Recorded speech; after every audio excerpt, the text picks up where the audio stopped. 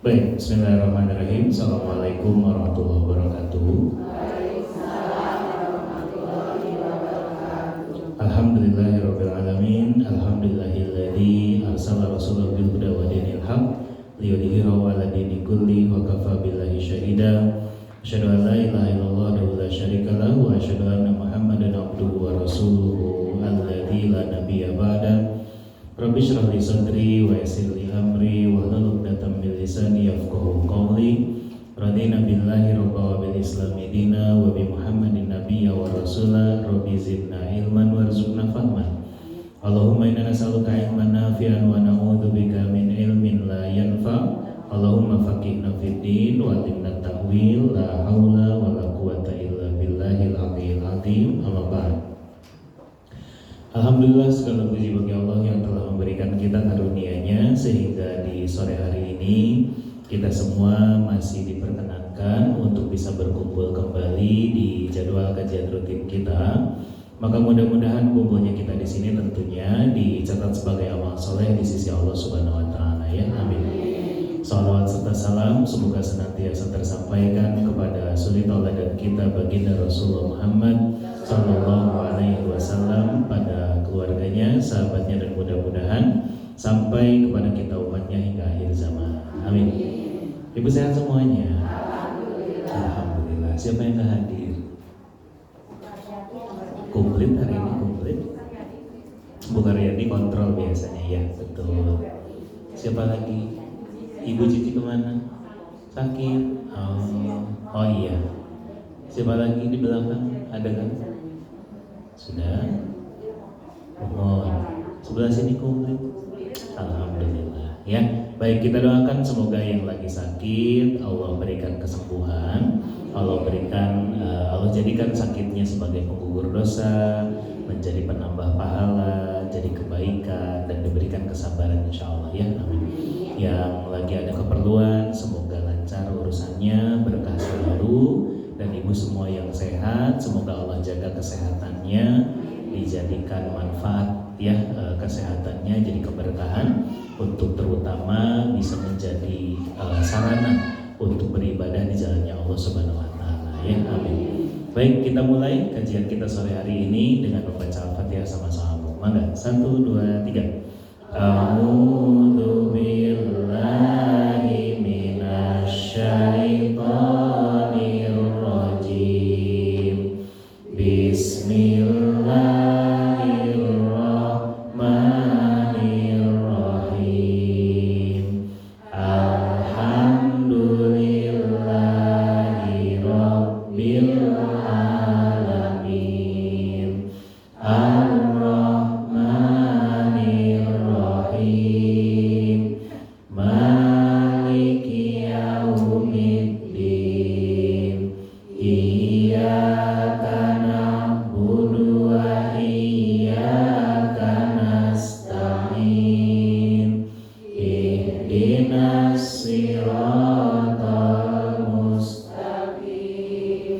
Siratal ladzina an'amta 'alaihim ghairil maghdubi 'alaihim waladdallin.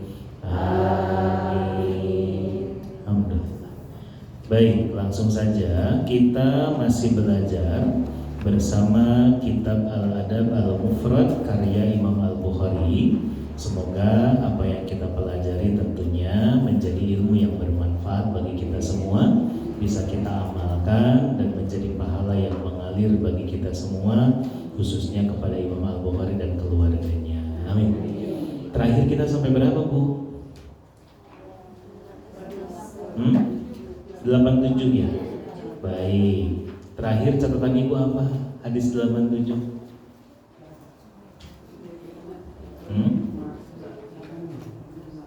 Naon artinya? Panjang sekali soalnya, betul. Apa?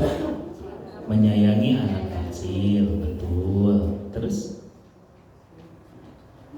bahwa kriteria dari eh, dari yang namanya qurrata ayun, ya, di surat Al-Furqan ayat 74 kan ibu selalu berdoa. Ibu hafal doanya ya, Rabbana hablana min azwajina wa dzurriyyatina qurrata ayun. Nah, maka di hadis ini disampaikan bahwa yang menjadikan qurrata ayun itu ya, yang disebut dengan qurrata ayun itu apa, Bu? Anak yang soleh. Ya, qurrata ayun itu kan bahasanya penyejuk mata, yang menyenangkan buat kita. Ya, ternyata Allah memberikan kriteria bahwa kondisi yang menyenangkan ya untuk kita dari anak kita ya, itu apa? Soleh. Kalau soleh mah pasti menyenangkan. Kenapa? Karena kalau kita memahaminya salah, maka apa? Kita akan menyesal. Ya, Bu, saya tanya, apakah kalau anak itu kaya pasti menyenangkan buat orang tuanya? Belum tentu. Kenapa? Banyak kondisi, banyak kasus ketika ada orang tua yang punya anaknya kaya, ya, punya anak yang kaya, Allah berikan sukses lah gitu ya. Beri sukses, Allah berikan keberhasilan, diberikan rezeki yang berlimpah, harta yang berlimpah. Tapi kalau nggak soleh, dia lupa sama orang tuanya. Ya kita punya cerita lah ya tentang Malin Kundang, betul? Ya kan benghar Malin Kundang teh. Tapi karena dia tidak soleh, gitu ya, maka apa? Dia lupa kepada ibunya, kepada orang tuanya. Nah, berarti apa? Berarti kaya itu nggak selalu menyenangkan orang tua. Apalagi Bu, anaknya pejabat, sama ya, ada ujungnya mah harta kan. Anaknya teh misalnya penguasa, anaknya teh pemimpin apa misalnya gitu ya, belum tentu. Kenapa? Karena yang menjadi kriteria dari Allah Subhanahu wa Ta'ala adalah apa? Yang dimaksud dengan qurrata ayun, kemarin kita belajar kandungan hadis nomor 2-nya apa? Anak yang menyenangkan hati adalah anak yang soleh. Ya, tapi Ustaz ada kok gitu ya orang tua yang punya anaknya teh ahli ibadah, tapi orang tuanya teh nyeri hati. Berarti ahli ibadah juga belum tentu soleh. Oke Bu? Nah berarti apa? Kalau kita balik juga, kriteria dari kesolehan seseorang salah satunya adalah dia bisa menyenangkan orang tuanya. Kan ibu sudah belajar, kalau urusannya sama orang tua apa? Iyahin aja. Itu adalah salah satu, ini mah biar mudah ya gitu ya, kita agar mudah menjadi atau berusaha menjadi anak yang soleh bagi orang tua kita. Atau kalimat ringkasan lah gitu ya, ibaratnya dalam mengajarkan seperti apa sih adab kepada orang tua. Udah sama orang tua mah iyahin aja, yang penting orang tua senang selama tidak berlawanan dengan aturan syariat tentunya ya, selama tidak dilarang sama Allah sama Rasul, yang udah iyahin aja ya gitu. Mama hoyong katangkuban parahu ya, ayu cek ibu teh. Padahal eta teh jam 12 peuting. Iya mah, ayu kata ibu. Kan gitu ya? Ayu atuh. Iya, tapi sekarang mah poek tutup tangguhan parahuna oge keur nangkarak cek ibu teh. Iya kan? Gitu. Nanti mun geus nangguk deui, ayo urang ka ditu. Kan gitu. Paham ya, Bu? Udah sok sekarang mah bobo we heula nya atuh. Kan seneng ya orang tuanya juga. Oh ya udah, kan gitu. Coba kalau belum apa-apa udah ngomel. Ya mah, puting-puting hayang katangguan perahu rek naon nya gitu ya. Iya enggak? Terus nanti orang tuanya kira-kira gimana? Sakit hati, malah dimarahi. Teorinya kan begitu. Ya Bu, gitu. Meskipun tetaplah kita tidak memungkiri, kita juga ada keselnya kadang-kadang ya. Ikut naon teh nini teh gitu kan, betul nggak? Ya aki-aki mending naon sih ngarecokan we, adalah begitunya, wajar. Ya tetapi apa? Selama kita tahu kaidahnya, selama kita tahu ya sudahlah, namanya juga orang tua, gitu ya. Maka apa? Udah iyahin aja. Nah itu teh kita sedang berusaha belajar menjadi anak yang soleh. Ya, bahwa yang dinamakan qurrata ayun itu menyenangkan orang tuanya. Enak aja gitu, ngelihatnya seneng, ngobrol juga enak gitu. Ya. Nah, maka apa? Dari sini kita belajar Bu bahwa yang namanya cita-cita utama atau kewajiban utama dari yang namanya orang tua kepada anak itu apa? Jadikan anaknya soleh, bukan kaya, bukan pinter. Anak saya mah juara olimpiade apa misalnya gitu ya, matematik kayak fisika, bukan nggak boleh, boleh silakan, tapi nomor satunya apa? Soleh. Ya, nomor satunya adalah soleh. Makanya Bu bahkan ada apa ya, harusnya kalimatnya berubah. Sok atuh jadi dokter yang soleh, bukan. Nah, jadilah anak yang soleh sekaligus seorang dokter. Soleh dulu. Nah, jadilah orang yang soleh, ya, dan pedagang yang baik. Nah, jadilah orang yang soleh dan menjadi apa? Guru yang baik. Nah, jadi gitu. Nomor satunya apa dulu? Solehnya dulu. Ini mah kan kadang orang tua itu lebih ngedorong sok nak jadi dokter, jadi insinyur, jadi pilot, jadi apa.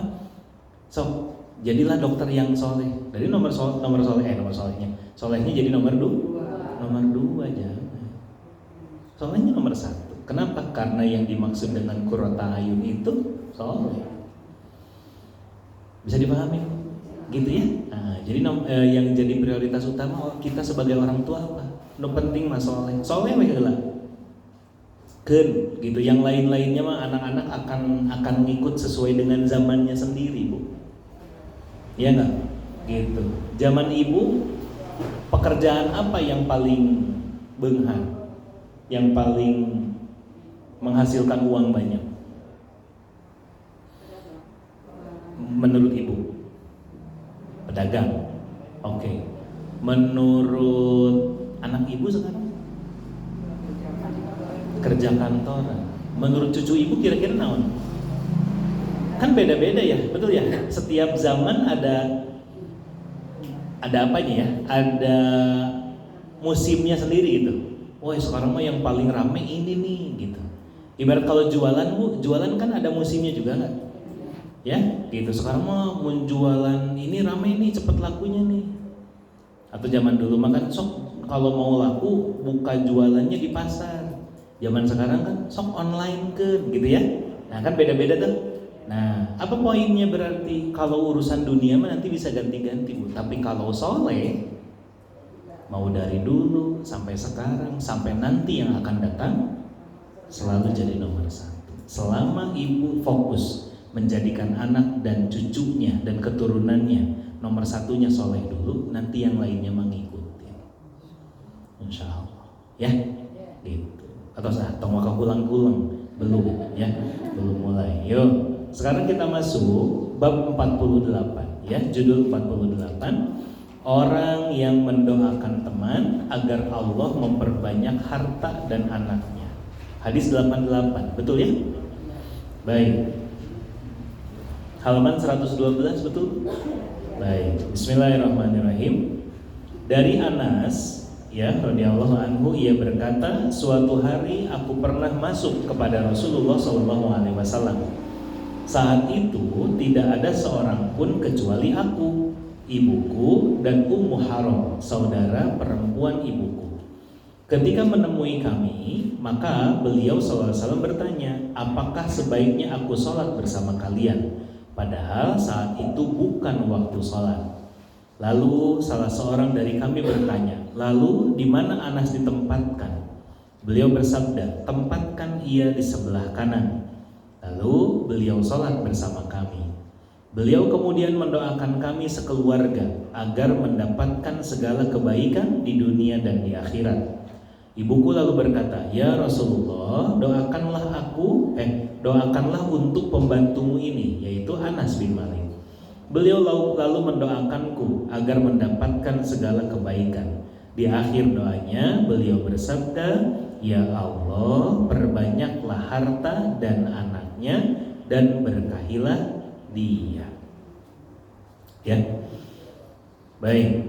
Bismillahirrahmanirrahim. Jadi ibu-ibu rahimakumullah, dalam hadis ini ya, yang pertama adalah di sini Nabi SAW sedang mengajarkan tentang posisi kalau sholat berjamaah. Ya, jadi yang cerita di sini dulu nomor satunya adalah ini hadis tentang bagaimana menempatkan seseorang di sholat berjamaah. Jadi di sini kan ada 4 orang, ada Rasulullah, ada Anas bin Malik, ada ibunya, ada bibinya, Ummu Haram namanya. Maka ketika Rasulullah mengajak sholat, ya, maka kemudian ibunya bertanya, di mana Anas ditempatkan? Maka Nabi sampaikan di sebelah kanan. Jadi kalau laki-lakinya cuma 2, ya, maka yang jadi makmum itu yang kanan. Paham Bu? Nah, jadi kalau misalnya imam nih, ada imam, kembalinya ke sini ya, karena kiblatnya ke sana. Ada imam nih, laki-laki. Terus kemudian apa? Makmumnya sebelah mana? Sebelah kanannya, nggak di belakang. Oke, makmum itu di mana Bu? Sebelah kanan. Karena tadi ditanya kan, di mana Anas ditempatkan? Maka Nabi bersabda, tempatkan dia di sebelah kanan. Maka Rasulullah, maka sebelah kanannya Anas bin Malik. Di mana 2 ibu yang belakang? Ibunya Anas dan Ummu Haram di belakang. Di belakang sejajar berdua. Ya, nah berarti gimana Bu? Ini jadi pelajaran. Kalau misalnya sholat berjamaah cuman berdua, sejajar duaan. Jadi jangan satu di depan, satu di belakang, enggak. Karena Nabi bilang di mana? Sebelah kanan. Ya, gitu. Sejajar berdua. Laki-laki ya, laki-laki berdua.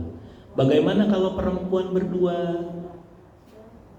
Kebalik, tukeran. Yang imam di kanan, yang makmum di kiri.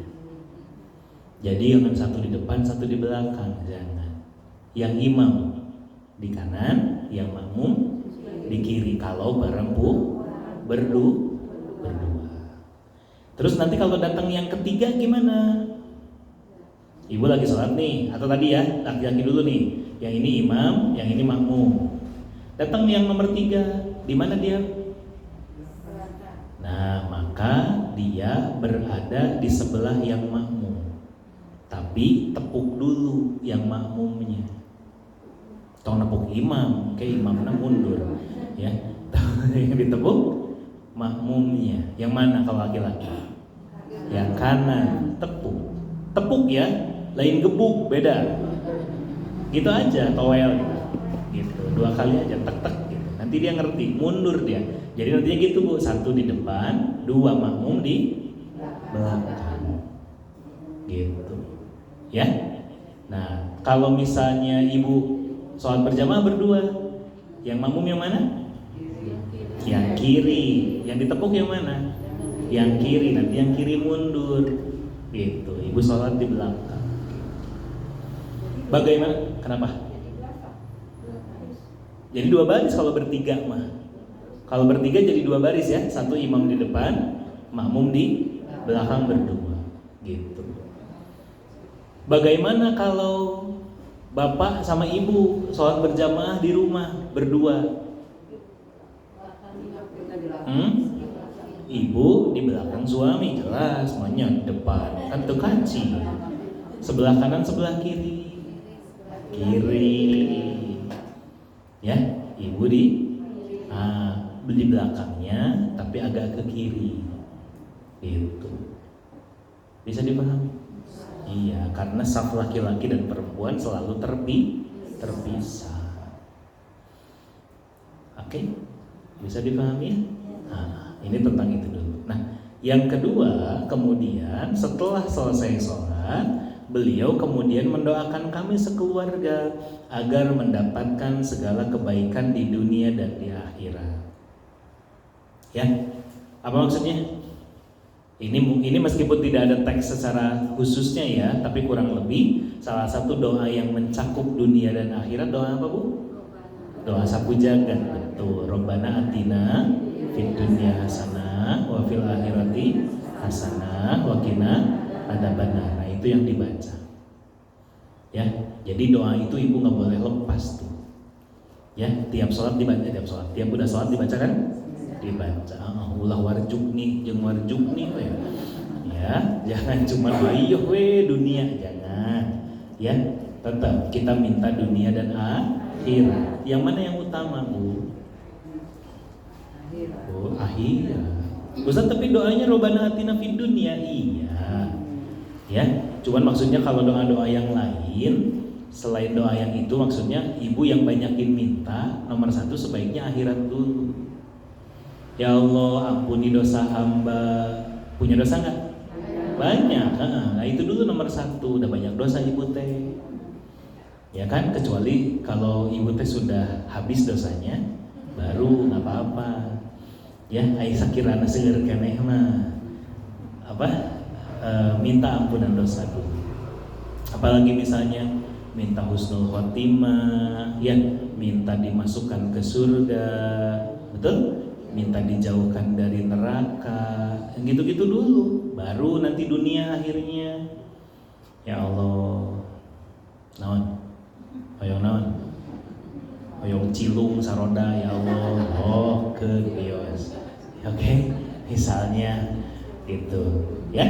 Nah, tetapi apa? Nah, yang menjadi poin juga di sini adalah kemudian ibunya dari Anas bin Malik berkata, ya Rasulullah, doakanlah untuk Anas. Kenapa Ustaz disebutnya pembantu? Karena Bu, ibunya Anas bin Malik ini menitipkan Anas bin Malik kepada Rasulullah. Ya Rasulullah, ya, mangga ini Anas bin Malik, gitu ya, dibawa, silahkan. Masih kecil Bu, usia berapa ya? Kalau nggak salah antara 6 sampai 9 tahun gitu. Jadi masih kecil, 9 tahun kalau nggak salah. Gitu. Ya, mangga ini Anas dibawa buat bantu-bantu di rumah gitu. Ya, kalau di pesantren mah ada suka ada santri yang bantuin khidmat di rumah kiai. Kayak gitu. Itu sama tuh. Gitu ya Rasulullah, ini mangga Anas dibawa. Gitu. Untuk apa? Untuk bantuin di rumah engkau. Tapi apa Bu? Ingat, karena kita kalau saya pribadi, kita harus seneng kalau anak kita bisa dekat sama kiai, sama ulama. Ya, dan ini ditunjukkan sama Anas bin Malik. Apa? Anas bin Malik itu Bu menjadi salah satu orang yang paling banyak meriwayatkan hadis. Anas bin Malik adalah menjadi orang yang salah satu yang paling paham tentang urusan agama. Kenapa? Karena dekat sama Rasulullah. Nah, makanya ke kita zaman sekarang, kalau ada kesempatan untuk dekat sama ulama, ya, sama orang-orang yang soleh, dekatkan anak cucu kita, gitu. Ya, makanya harus seneng kalau misalnya di pesantren anaknya bisa khidmat sama kiai di rumah kiai, gitu. Saya itu dulu tukang bawa-bawa tas sama sepatu guru saya. Kalau beliau ngajar, saya yang bawain tas sama sepatu. Sepatu disimpan di rak sepatu, tasnya saya yang bawa. Iya, gitu. Ya, lumayan lah. Jadi kieu lah lumayan, gitu ya Bu ya. Gitu. Modal tas jeung sepatu, ya kan? Gitu. Paham ya? Jadi kita dapat ilmu yang beda. Nah, makanya apa di sini Anas bin Malik disampaikan, gitu ya. Ketika diminta doa sama ibunya, ya Rasulullah, doain dong Anas bin Malik, gitu kurang lebih. Maka baginda Nabi mendoakanku, kata Anas, ya, agar mendapatkan segala kebaikan. Dan di akhir doanya beliau bersabda, Allahumma aktsir malahu wa waladahu wa barik lahu. Ya Allah, perbanyaklah hartanya dan anak-anaknya dan berkahilah dia. Nah, ya, satu, ini adalah doa Rasulullah kepada Anas bin Malik. Ibu boleh pakai. Ya,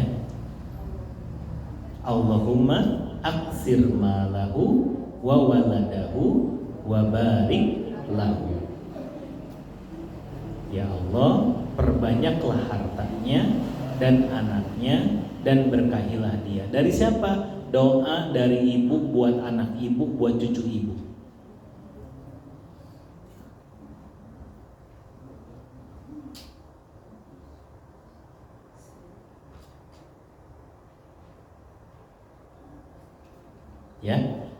nanti sedikit tambahannya adalah para ulama kemudian meriwayatkan bahwa Anas bin Malik ini menjadi salah satu sahabat Nabi yang umurnya paling panjang. Ya, beliau jadi orang yang umurnya paling panjang, ya wafat termasuk paling terakhir di kalangan para sahabat. Terus kemudian apa? Hartanya banyak, anaknya banyak. Dan istrinya berapa ya? 4 kalau nggak salah. Pokoknya anaknya tuh bisa sampai sekian puluh gitu. Anaknya sekian puluh, cucunya sekian puluh juga, apa ratus gitu, saya lupa. Tapi intinya berkah, tapi semuanya jadi orang-orang soleh. Doa dari Nabi tuh gitu. Nah maka apa? Ini ibu boleh pakai. Ya, para ulama menyampaikan ini salah satu doa yang boleh kita baca. Allahumma akthir malahu wa waladahu wa barik lahu. Ya Allah, perbanyak hartanya, perbanyak anaknya, dan berkahilah dia. Tuh. Ini nanti belok lagi sedikit ya tentang kaidah ataupun aturan berdoa. Lihat Rasulullah tuh ngedoainnya cuma gitu. Perbanyak hartanya, perbanyak anaknya, berkahi dia. Ya.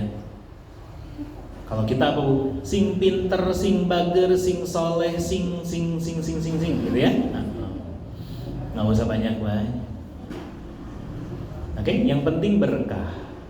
Ya, silakan perbanyak hartanya. Tapi ujungnya apa? Berkah, menjadi harta yang berkah.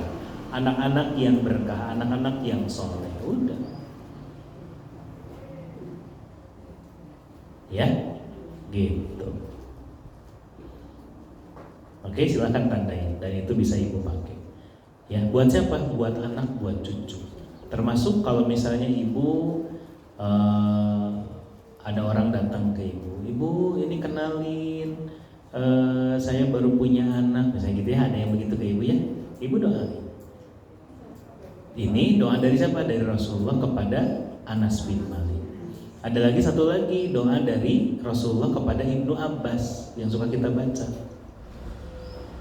Allahumma faqihhu fiddin wa 'allimhu ta'wil. Ya Allah, faqihkan dia, ya, fahamkan dia terhadap agama, wa 'allimhu ta'wil, dan ajarkan kepadanya ta'wil, hikmah. Ya, kefahaman gitu. Hafal enggak doanya? Allahumma faqihhu fiddin wa 'allimhu ta'wil. Buat ibu boleh enggak dipakai sendiri? Boleh. Allahumma faqihni fiddin wa 'allimni ta'wil. Lieur Ustaz, udah gitu we. Ieu we heula ketang hiji. Ya, daripada ibu pusing nantinya, udah ini aja dulu. Allahumma aktsir malahu wa waladahu wa barik lahu. Baik, kita lihat kandungan hadisnya. Bismillah. Nomor 1, termasuk tanda-tanda kenabian baginda Nabi SAW adalah bahwa Allah mengabulkan doa beliau. Ya, salah satu tanda kenabian adalah apa Bu? Doanya para nabi itu mustajab. Jadi gimana? Oh jelas, kalau minta doa sama nabi ya otomatis kalau nabi doakan dikabulkan sama Allah. Makanya kalau ketemu sama ya kalau kita ya ibaratnya ya bertemu dengan Rasulullah, jangan sembarangan berdoa. Nggak usah Rasulullah tuh, bahkan nabi yang lain pun sama. Jangan kayak Korun minta doa sama Nabi Musa apa Bu? Minta benghar. Udah cuma gitu. Mintakan kepada Tuhanmu agar aku jadi orang kaya. Kan gitu. Kata Nabi Musa, jangan. Bisi kamu nggak kuat, mungkin ini yang terbaik dari Allah buat kamu. Nggak mau, pangdoakan pokoknya. Doakan saya jadi orang kaya. Ibu tahu sendiri kan Korun kayak gimana ya? Kenal sama Korun? Nonton ya, isi we. Tahu tapi ya? Tahu cerita Korun kan? Iya, tenggelam sama hartanya. Bukan apa, salah minta doa. Coba kalau mintanya, wahai Nabi Musa, mintakan kepada Allah agar aku dapat harta yang berkah. Beda kayaknya hasilnya. Ya Bu, tapi itu pelajaran buat kita. Makanya ibu tentang warjukni hungkul, kudu puguh warjuktina kumaha. Ya, gitu. Ya Allah, kasih saya rezeki yang berkah. Gitu ya. Jadikan rezeki saya rezeki yang bisa menjadi ibadah, jadi kebaikan dunia akhirat gitu.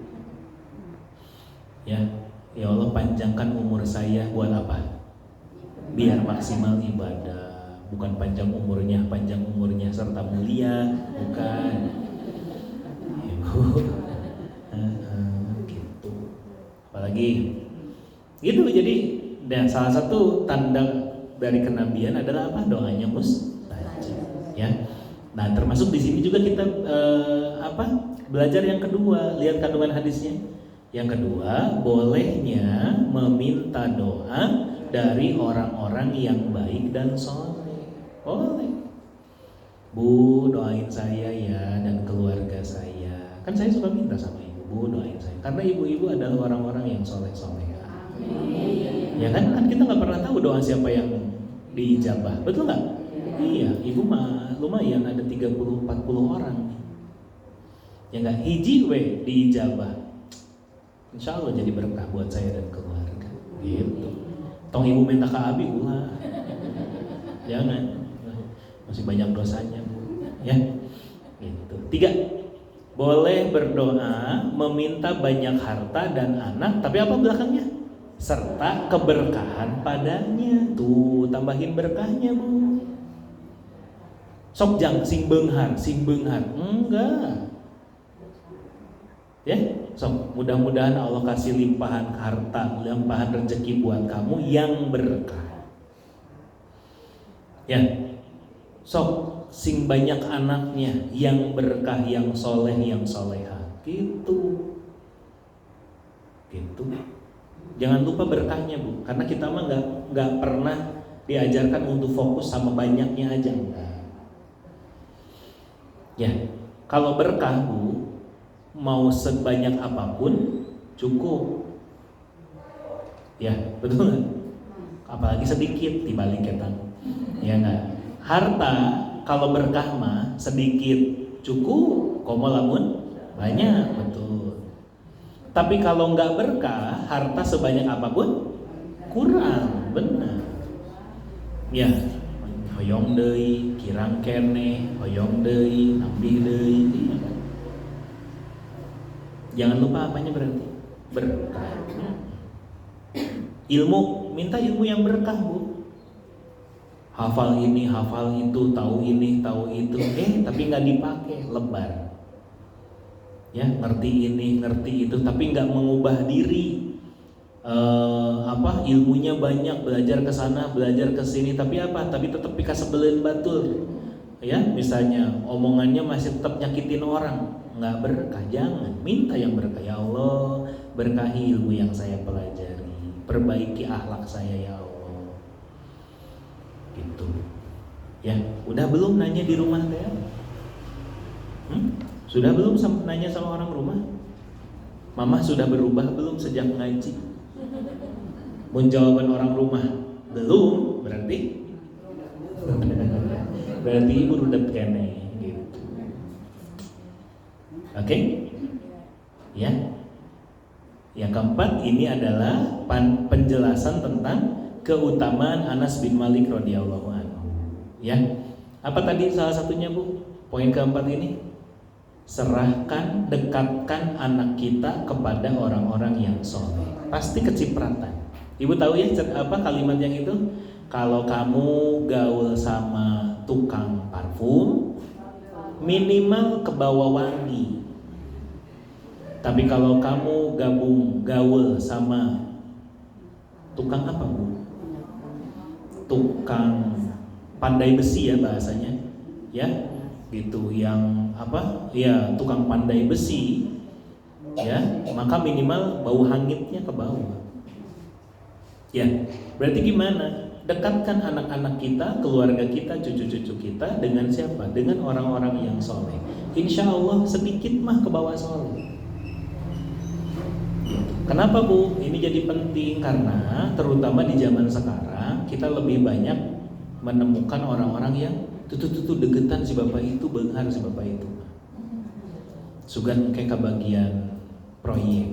Nah, tuh sana tuh kamu banyak deket ngobrol, ya, gitu gaul tuh sama ibu itu tuh, gitu. Ibu itu mah pejabat misalnya gitu. Misalnya ya, itu gak semua, tapi banyak orang yang lebih semangat untuk begitu. Enggak, kalau secara syariat apa? Dekatkan dengan orang-orang yang soleh. Nanti ke bawah soleh. Orang soleh itu kalau berkah, keberkahannya ke bawah ke kita. Ya, yang baik-baik pasti ke bawah. Gitu. Ya. Itu hadis 88. Wallahu a'lam bishawab. Bisa dipahami, Bu? Ada yang mau tanya? Nggak ada. Nah, ibu juga kan minimal kayak sekarang kenapa mau untuk datang pengajian? Kan minimal karena punya teman yang soleh, betul? Ayo dong ngajakan minimal. Ayo ngiring, ya, itu teh keberkahan manfaat dari punya pergaulan yang soleh. Ya, mudah-mudahan kita semua Allah kumpulkan bersama orang-orang yang soleh, sehingga kita juga kebawa menjadi orang-orang yang soleh dan bisa berkumpul sama orang yang soleh sampai surganya Allah Subhanahu Wa Taala. Ya, amin. Cukup? Ada yang mau tanya? Boleh. Begini Pak, ketika orang, misalkan saya sebagai tunggal, terus saya mendoakannya, kata-kata saya ini, ibu semoga ya rezeki ibu ditambah, gitu kan, dilimpahkan, dapat gantinya. Terus dia jawabannya gitu Pak, ibu terus saya mau nggak butuh doa, saya mau butuh duit, kata dia tuh. Ya. Saya bilang ini, Pak kalau butuh duit mah nggak usah aja sendiri, saya bilang itu kan, saya sama mendoakan aja. Saya mau udah nggak perlu doa. Udah saya, nah kayak gitu gimana Pak? Tinggalin. Ya, tinggalin aja. Maksudnya gini. Kita diajarkan untuk senantiasa menghargai kebaikan orang lain. Ya, barusan kita belajar tentang apa, Bu? Pentingnya untuk berkumpul bersama orang-orang yang soleh. Ya, dalam hadis Nabi SAW menyampaikan, kamu adalah siapa temanmu. Maksudnya, kalau kita mau tahu, saya pernah sampaikan ke ibu, kalau kita mau tahu siapa diri kita, lihat aja orang-orang sekitar kita kayak gimana. Ya kita kurang lebih kayak gitu. Nah, sekarang ketika ibu bertemu dengan orang yang, kan kalau kita kan seneng ya Bu, ya, ibu alhamdulillah hatur nuhun pisan, misalnya apa, sudah ini sudah itu gitu ya. Mudah-mudahan Allah ganti dengan yang lebih baik. Semoga Allah berkahi, semoga ibu Allah lancarkan rezekinya, berkah umurnya. Kan seneng digituin Allah. Aduh amin ya Allah, alhamdulillah hatur nuhun gitu. Lah, teu kudu sok ngadoakeun lah, teu butuh doa, butuh duit. Gitu. Maka apa? Oh ya sudah. Oh sip atuh mohon mangga. Mun teu tiasa masihan abi mah Allah SWT gaduh. Beres. Selesai. Tandain orangnya, enggak usah lagi didoain. Dia sendiri yang enggak butuh. Ya, gitu. Makanya kaidah dalam ngajak orang beramal soleh apa? Tugas kita ngajak. Sampai kapan? Sampai orangnya bilang nggak usah ngajak-ngajak lagi saya. Ya udah, biarin aja. Ya. Terus apa? Tadi kenapa saya bilang tinggalin? Kalau ibu bergaul sama yang begitu, lama-lama ibu kayak gitu. Saya nggak mau. Ya, gitu. Jangan. Ya, setiap orang punya pemikiran yang berbeda. Gitu. Dan kadang ya, terutama nggak tahu kalau menurut saya yang kayak gitu berarti ya tidak pantas ibu doakan. Sayang lah. Siapa tahu yang doa ibu teh mustajab. Iya kan? Ngapain ngedoain yang begitu? Gitu. Ustaz tuh tapi kalau kayak gitu kita teh jahat. Ya sudah. Kalaupun iya, jangan ngedoain depan dia. Doakan di belakang. Ya Allah, mudah-mudahan pemahaman dia berubah. Gitu. Kenapa? Karena ya tadi khawatir dengan sifatnya tadi, kalimatnya kayak gitu soalnya. Gitu. Ya, siapa sih Bu yang gak butuh didoain orang? Sekarang saya tanya, doa kita pasti dikabul gitu? Enggak, sedangkan hadis Nabi menyampaikan doa seorang muslim untuk muslim lainnya tanpa diketahui itu mustajab. Ya. Misalnya apa? Ustadz minta doain ibu teh ada begini begitu buat anaknya, buat siapanya. Oh mohon Bu, mangga insya Allah nanti saya doain. Udah. Entah kapan mungkin nanti saya doakan. Itu kata Nabi selama tidak diketahui sama orangnya itu jadi doa yang lebih mujarab gitu, lebih mustajab. Matang ibu tong sok nagih. Ustaz atos da acan didoakeun. Iya, udah aja. Saya juga nggak usah laporan ke ibu-ibu. Alhamdulillah tos didoakeun kamari pas tahajud tabuh 2. 3 kali kalau ibu. Enggak kan ngapain? Paham ya? Gitu. Jadi udah aja. Jadi minta doa boleh. Bu doain saya ya begini begitu. Oh iya, dah. Saya nggak urus nanya ibu. Bu atas aja. Si ibu mah pelit, kan? Jangan. Paham ya? Iya ditagih gitu. Ibu udah belum? Buru atuh doakeun abdi. Enggak. Mohon bangga insya Allah. Sudah gitu. Tapi kalau ada orang yang ibu, ya kita juga bermaksud baik ya. Bu mudah-mudahan lancar, boleh untuk mengucapkan itu di depan orangnya boleh. Tapi kalau orangnya menjawabnya seperti itu cukup, itu yang terakhir buat ibu, nggak usah lagi.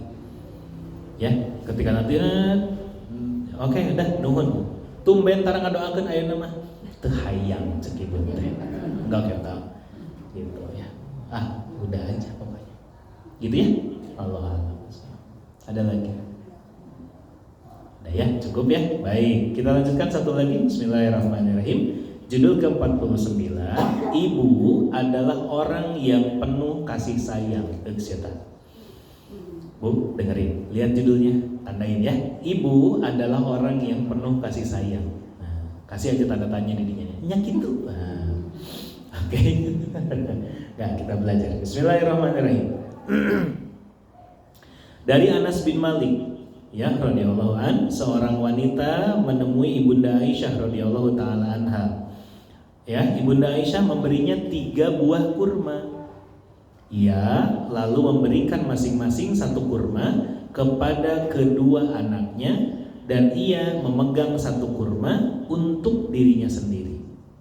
Ya, setelah kedua anaknya memakannya, mereka memandangi ibunya. Lalu ibunya membagi kurma tersebut menjadi 2 bagian dan memberikannya kepada kedua anaknya. Ketika Rasulullah SAW datang, Ibunda Aisyah mengabarkan hal tersebut kepada beliau. Beliau SAW lalu bersabda, "Mengapa engkau heran? Allah telah merahmatinya karena kasih sayangnya kepada kedua anaknya." Ini ibu pasti pernah kayak begini. Paham ceritanya? Jadi suatu ketika ada seorang ibu bawa 2 anak. Sama Ibunda Aisyah dikasih kurma 3 biji. Ya. Diambil sama ibu si ibu ini teh, dikasih aja yang 2 ke anaknya hiji ewang, dimakan sama anaknya teh. Udah habis hiji ewang, terus apa Bu? Ngeliatin lagi, maka apa? Ibunya teh kasihan, dipotong dibagi 2, sok setengah ewang. Ya, gitu. Nah, hal kejadian itu dilihat sama Ibunda Aisyah. Maka ketika baginda Nabi SAW datang, maka Ibunda Aisyah cerita kepada baginda Nabi, tadi ada ibu-ibu begini. Mendengar cerita itu, maka baginda Nabi SAW menyampaikan apa? Kenapa kamu aneh? Kata Ibunda, kata Rasulullah. Ya, kenapa kamu heran? Allah merahmati ibu itu. Allah jadi sayang, makin sayang sama ibu itu. Kenapa? Karena dia sayang kepada anak-anaknya. Oke? Nah, dari sini kita belajar apa, Bu? Bahwa sayangnya ibu ke anak, pengorbanan ibu ke anak, itu yang bikin ibu disayang sama Allah. Ya, apa berarti pelajarannya? Ulah sok pelit ka budak. Cicing nu mama itu mah kurupuk mama. Sebelah teh gak mau diganggu, nu ibu eta teh jangan. Siapa tahu karena sebelah ibu dirahmati Allah. Halo? Ibu, ya. Jadi apa berarti dari sini kita belajar tadi bahwa setiap yang kita kasih kepada anak kita, kepada siapapun sebetulnya ya, gitu, tapi khususnya ini dari seorang ibu ya, dari orang tua kepada anak-anaknya karena sayang. Meskipun rezeki mah padahal dari Allah ya Bu.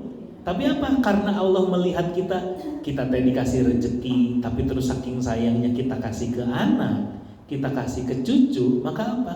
Itu yang mendatangkan kasih sayangnya Allah. Kenapa Bu? Mungkin kalau kita ngelihat sholat kita mah, aduh butut.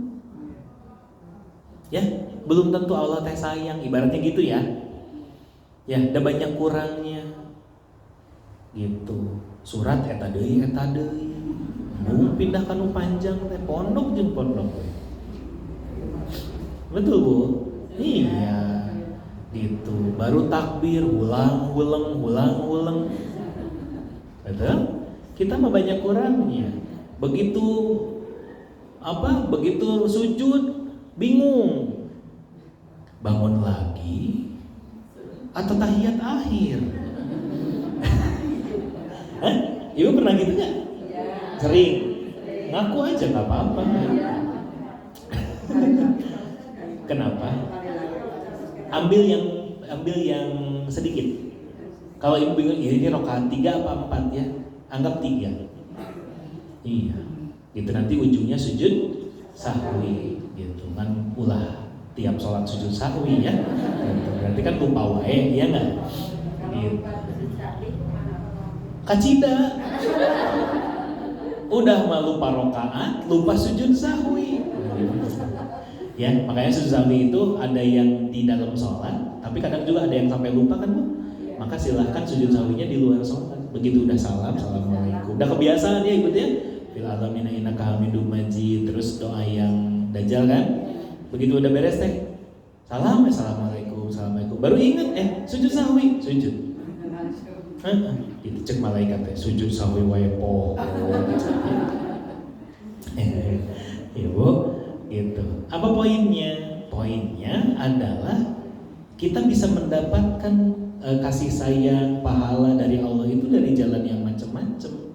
Termasuk kalau di hadis yang sedang kita bahas adalah apa Bu? Dari sayang kita sama orang saja itu bisa mendatangkan rahmatnya Allah. Ya, makanya saya pernah bilang kan Bu, kalau ibu apa kayak gitu ya, ada yang memang bikin ibu sayang dengan itu, sok manfaatkan. Ya, jangan malah jadi menimbulkan kemarahan. Apa misalnya, ibu kalau memang sayang sama kucing, ketemu kucing kasih makan, itu bisa jadi mendatangkan rahmatnya Allah. Contohnya ini Pak, yang gampang. Tapi kalau memang ibu, kucing, tong ditanjong. Ya, kucing, hus, gitu ya, hus, tajong, jangan, bisa apa? Bisa Allah marah. Komo dibanjur, la ilaha illallah. Jangan. Kayaknya sembarangan Pak. Oh, ya di ini aja, maksudnya jangan. Ya kalau misalnya, jadi ada kucing di situ, apa kek? Di gimana gitu? Kalau ada tuh tetangga saya juga sama, gitu. Di sekitar rumahnya suka ngebanjur minyak tanah. Kenapa? Dibanjur. Siapanya? Wow. Oh, dicepret apa? Dikepret-kepret. Boleh, apa? Khusus gitu ya sambil itu apa? Iya. Nah, kan langsung kan keluar ketahuan, para pendendam muncul di sini. Ya. Jadi gitu. Jadi justru kalau ibu bisa menunjukkan kasih sayang ibu, itu ternyata bisa mengundang kasih sayangnya Allah. Gitu ya. Fokusnya ke situ gitu. Ya, kalau memang kesal gara-gara udah di situ jadi pada buang air di situ gitu misalnya. Ya sudah, maksudnya sok kumaha caranya gimana gitu, tapi jangan sampai menyakiti. Ya, gitu. Kucingnya dikasih pampers. Kasih pampers enggak. Iya. Kami banding modal mah enggak, so boleh. Ya wae.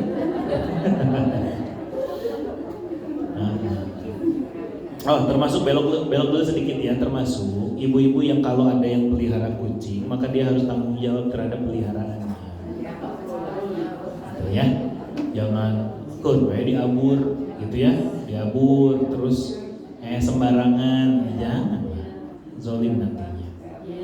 Iya dong, siap gini kalau mau. Saya dulu melihara kucing ya, Bu. Gitu. Saya dulu melihara kucing, sebelum nikah saya melihara kucing. Harus tanggung jawab, ya kan? Siapin tempat pupnya, makanannya, apa gitu. Iya, jangan ngider di mana aja, tutup lah, ditutup tuh tetangga tuh gitu ya. Jangan gitu. Ya, cuma nambah dosa ngapain lah, nggak usah. Kalau ya gitu, sudah tuh udah nggak bisa diatur, dipelihara, maksudnya di apa? Bukan dilatih bisa kok. Kamar mandi, iya, kucing saya tuh pupnya di kamar mandi, di toilet sendiri, dilatih memang. Ya awalnya di pasir deh gini Bu. Iya, nggak bahas kucing gitu mah. Ya, oh ya, iya, gitu. Ya, jadi kalau misalnya, ini kucing jadi banyak, tahu jawab. Gitu, saya ada di salah satu komplek di Buah Batu itu sampai kompleknya ngadain steril buat kucing-kucing komplek. Oh gitu, iya. Ya, gitu. Itu di steril biar nggak makin banyak. Bukan zolim, enggak. Itu mah untuk mencegah terlalu banyak nantinya ya, kan ngerepotin. Iya.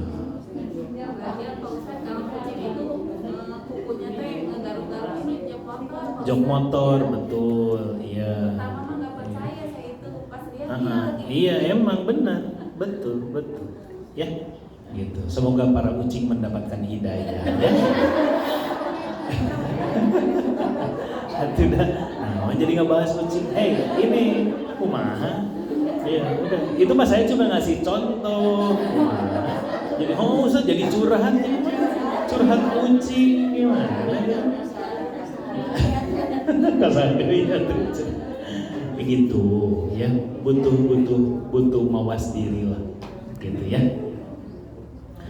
Oke, tuh jadi hilang dari namun kasih sayang. Nah betul. Makanya ada hadis Nabi Bu, dia di hadis yang lain Rasulullah SAW bersabda, man la yarham la yurham.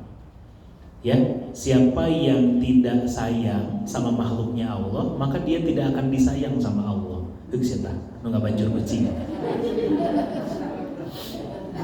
Dengerin ini hadis Nabi, man la yarham la yurham. Nanti kita lewat sebetulnya, nanti ada. Ya, siapa yang tidak sayang sama makhluknya Allah yang lain, ya, la yurham, tidak akan disayang sama Allah. Jadi sebaliknya, kalau kita sayang sama semua, maka itu juga jadi jalan untuk kita mendapatkan kasih sayangnya Allah, gitu. Ya, gitu. Atau sih tong makan yangan kucing aja, lah kucing aja. Biarin dulu aja. Ya, gitu. Nah, jadi gimana? Tugasnya adalah untuk kita bisa berbuat baik sama semua. Ya. Ibu kalau punya anak atau punya cucu ya yang perasa, ya itu lihat kasihan kucing dewenya banyak. Itu lihat kucingnya kasihan, nenek itu kasihan kucingnya kasih makan. Nah, itu bentuk penyayangnya dia. Gitu. Ibu jangan tutup itu. Jangan kucing, nenek mah gak suka. Sini udah nggak usah. Gitu. Biarkan dia kelaparan, cek ibu teh. Jangan. Jangan. Oh iya nanti kita kasih makan ya gitu. Kan nggak ada makanannya gitu. Yuk ambilin dulu makanannya, kasih. Ya, kecuali kalau kucing ngelunjak, nah baru ibu boleh protes ya. Bu, itu kucing itu ya. Alim iyo, oh jangan. Paham ya? Itu tuh, ibu lihat hadis sebelahnya. Meskipun nanti kita bahasnya ya. Ibu lihat hadis 91 tuh. Itu sebelah kanan, paling bawah. Apa terjemahnya? Barang siapa tidak menyayangi, ia tidak disayangi oleh Allah. Ada? Nah itu, ada hadisnya. Ya, jadi saya nggak ngarang ya. Nah, itu ada hadisnya. Rasulullah menatapnya seraya bersabda. Nanti kita bahas kalau ini. Beda lagi ya. Tapi setidaknya nih, ini gambaran bahwa apa? Nabi bersabda, barang siapa tidak menyayangi, ia tidak disayangi oleh Allah. Tuh. Man la yarham la yurham. Ya, gitu. Nah, maka gimana? Maka ketika kita sayang sama makhluk Allah yang lain, itu bisa mendatangkan kasih sayang Allah buat kita. Ya. Oke, kita lihat kandungan hadisnya. 1. Orang yang membutuhkan boleh meminta guna memenuhi kebutuhannya. Ya. Di sini Imam Al-Bukhari menyampaikan bahwa ya, kandungan hadis yang pertama adalah apa? Bahwa orang yang membutuhkan boleh untuk meminta. Tapi tujuannya buat apa? Buat memenuhi kebutuhan, bukan keinginan. Ya. Yang boleh datang itu siapa, Bu? Untuk memenuhi kebutuhan. Contoh. Ya adalah, selalu ada orang yang datang ke ibu, mungkin Bu, gitu. Barangkali ada, saya di rumah udah nggak punya beras, boleh. Gitu. Ya. Pirakungan beasna hungkul Bu, ya. Mun tiasa masarang daging nah mangga. Ya. Ya, Bu. Mun tiasa masarang daging nah gitu. Oh nya sok atuh. Enggak apa-apa lah. Gitu. Ya. Tapi tak acan cuci mulut, nah nggak usah itu mah. Ya. Kalau sama pas punya, sama-sama lagi nggak punya gimana? Ibu jawab, sami, udah. Iya dong, ya sama Mbah jawab nanti, sama saya juga, ya salaman. Tenang, kita barengan kata Mbah. Iya udah. Ya Bu, gitu. Kalau misalnya Ustaz gimana ya, ada yang datang ke saya tapi saya juga nggak punya, ya sampaikan, aduh punten, saya bukannya nggak mau gitu, dan saya juga sama. Anggapnya saya apa, suka ada ibu yang cerita, anak saya belum ngirim gitu. Ya sudah, sampaikan saja, itu hak ibu gitu ya. Tapi tadi apa poin nomor satunya, membutuhkannya, boleh mintanya untuk memenuhi kebutuhan, bukan gaya. Ya, gitu. Oke, kebutuhan. 2. Kedermawanan Ibunda Aisyah radhiyallahu anha karena ia lebih mengutamakan orang lain dengan memberikan sesuatu yang ia miliki. Ya, Ibu buka surat Ali Imran awal juz 4. Atau Ibu cari sendiri aja awal juz 4-nya, coba dilihat. Mana?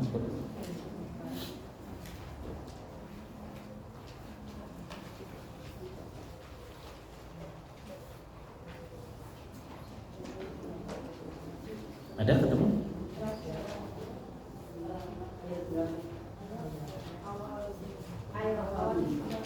Ali Imran. Ada yang ketemu? Halaman berapa itu, Bu?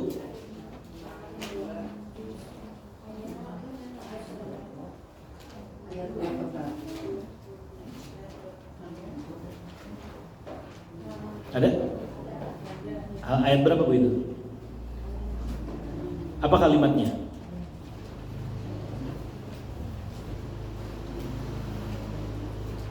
Kiri sebelah atas. Betul. Ayat berapa itu, Bu? 92 halaman. Nah itu halaman 62. Iya, ini masih ada bolak-balik. Ya, Ali Imran. Nah, 92 halaman 62. Apa kalimatnya? Lan tanalul birra hatta tunfikun mimma tuhibbun. Apa artinya, Bu? Kamu tidak akan sebelum yang itu. Ya, di ayat ini Allah sampaikan kamu belum masuk kepada kriteria ya berinfak yang terbaik, bahasanya gitu. Ya, mencapai derajat kebaikan sebelum apa? Menyedekahkan, menginfakkan harta yang kamu cintai. Ya, lihat Ibunda Aisyah itu bahasanya punya kurma segitu-gitunya. Tapi apa? Karena mengutamakan orang lain, sehingga apa? Beliau memberikan sesuatu yang ia miliki. Gitu. Tuh, Ibunda Aisyah ngasih contoh kepada kita. Untuk apa? Memberikan apa yang kitanya juga masih suka. Bu, kalau mau ngasih ada baju-baju yang ibu mau kasihkan kepada Palestina, boleh ya Bu? Mana ibu pilih?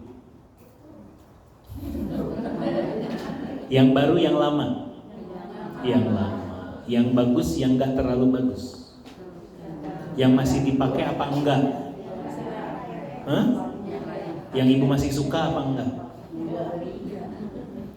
Iya, padahal kalau dia berdasarkan ayatnya apa tadi? Kamu belum mencapai derajat kebaikan kalau kamu belum menginfakkan harta yang kamu cintai. Kan kalau mau dikasih atau mau disumbangin gitu ngedadak bagus ya, Bu? Halus kene. Mungkin dipakai katanya begitu ya. Iya mah. Kayak salah. Nah, gitu. Ya, tapi begitu ibu mau pakai butut. Geus pernah gitu. Ya. Iya. Oke? Itu. Nah, maka apa? Latihan untuk bersedekah dengan apa yang kita suka, yang kita cintai. 3. Orang yang bersedekah hendaknya mensedekahkan harta yang dimilikinya semampunya, baik itu sedikit ataupun banyak. Apa, Bu? Kalau mau sedekah mah sedekah aja, semampu ibu, terserah. Meskipun tadi barusan kita belajar, kalau bisa mah yang terbaik, Bu. Ustaz, tapi saya belum mampu, nggak apa-apa, sok sedekah, semampu ibu. Gitu. Ya, nah termasuk apa? Termasuk kita nggak boleh menilai sedekah orang, karena setiap orang punya kemampuannya masing-masing. Paham? Tinggal itu ngenclengan 2.000, saya begitu. Ya, abang ibu mah 2.500. Jangan, udah aja pedal ke beda 500. Ya enggak? Karena kenapa? Mungkin ya uangnya tinggal segitu-gitunya. Alah, uang saya ketinggalan, ada juga ini 2.000. Udah masukin 2.000. Gitu. Ya. Jangan, kan itu ya. Nanti ada cerita orang-orang munafik yang ketika para sahabat itu ngumpulin uang buat perang kalau nggak salah. Terus apa? Orang munafik itu kan kerjaannya gitu, tinggali itu, nyumbangna, meni segala diberekeun. Nanti keluarganya gimana? Gitu. Ada yang nyumbangnya banyak, lihat itu dia nyumbang banyak-banyak banget lah, di rumahnya nanti sisa apa ya? Gitu. Ada yang nyumbangnya sedikit. Orang munafiknya bilang apa? Nyumbangan saeutik kitu cukup naon? Dah. Manehna? Henteu. Nah, itu teh ada, Bu, orang-orang begitu tuh. Ya, nah ini pelajaran buat kita apa? Udah sedekah semampu kita. Ibu mampunya gimana, sok cobain. Tapi memang harus sedikit-sedikit bertambah. Ya, jangan terlalu istiqomah di 2.000. Naik level ya. 4. Boleh menyebutkan kebaikan jika bukan untuk bangga dan mengharapkan balas budi. Kayak siapa? Nih Ibunda Aisyah yang cerita sama Rasulullah. Sama kayak ibu lah kalau cerita sama bapak. Ya kan ibu mah kalau malam sebelum tidur kan suka ngobrol sama bapak, cerita, berbagi pikiran. Betul tuh? Atau langsung tidur? Gitu. Rasulullah itu Bu, kata para ulama ya, sebagian ulama menyampaikan salah satu sunnahnya adalah ngobrol sebelum tidur sama pasangan. Cerita. Tadi hari ini gimana? Hari ini begini, begitu boleh. Ya, ibu cerita, bapak tidur, betul? Sudah teh ngedengerin cek ibu teh, ya, gitu. Tapi apa ceritanya? Bukan untuk bangga atau mengharapkan balas budi, ya. Jadi jangan bilang, oh berarti Aisyah sombong dong. Aduh, nggak boleh. Ini istri Nabi loh, ya, gitu. Istri-istri Nabi itu terpelihara dari sifat-sifat begitu. Ya, 5. Allah hanya menyayangi para hambanya yang penyayang. Garis bawahi. Kalau ibu mau disayangin sama Allah, jadilah seorang hamba yang penyayang. Ya, kurang-kurangin ngabanjur ucing. Oke, gitu. Kenapa? Karena salah satu cara kita untuk mendapatkan kasih sayang Allah adalah sayang kepada makhluk Allah yang lain. Ini termasuk apa? Tumbuh-tumbuhan, iya. Ibu melihara pohon apa ya, duren gitu misalnya teh kan, di teras gede, ya kan? Gitu, naon gitu. Terus sama ibu dipelihara boleh, ditanam apa boleh, ya. Ibu kan suka ada tuh yang punya apa tanaman-tanaman kecil-kecil gitu apa gitu. Terus ke ibu tadi diajak ngobrol, ada nggak yang nyiram tanaman diajak ngobrol? Boleh, nggak apa-apa. Iya, gitu. Paling sesurikeun ku batur tinggal ya gitu. Boleh, sama tumbuhan, hewan. Ya, gitu. Ustaz, Ya. kalau buang kucing maksudnya teh nggak di sini dibawa gitu ke tempat Ciroyom gitu yang banyak ikan gitu. Ngapain? Kenapa? Dibawa gitu. Mau disuruh nyuri? Di sininya Tah lo balauk di dia mah tah. Ustaz jadi apa terus jadi daripada ini angkat di bawah Ustaz. Iya. Udah dikasih tahu. Aduh saya bingung jawabnya ya. Saya sama Ustaz. Iya, asalkan ditempatkan di tempat yang benar sih boleh. Ya, jangan kade bisi kageleng gitu, aduh takut lah gitu. Ya, boleh. Iya. Nah, tapi kasih bekal dulunya. Iya, pasar. So, pilarian lauk. Gitu ya. Boleh. Ya. Terus cukup ya? Alhamdulillah. Shadaqallahul adzim. Jadi itu hadis 8889. Ada yang mau tanya? Kenapa Bu? Boleh.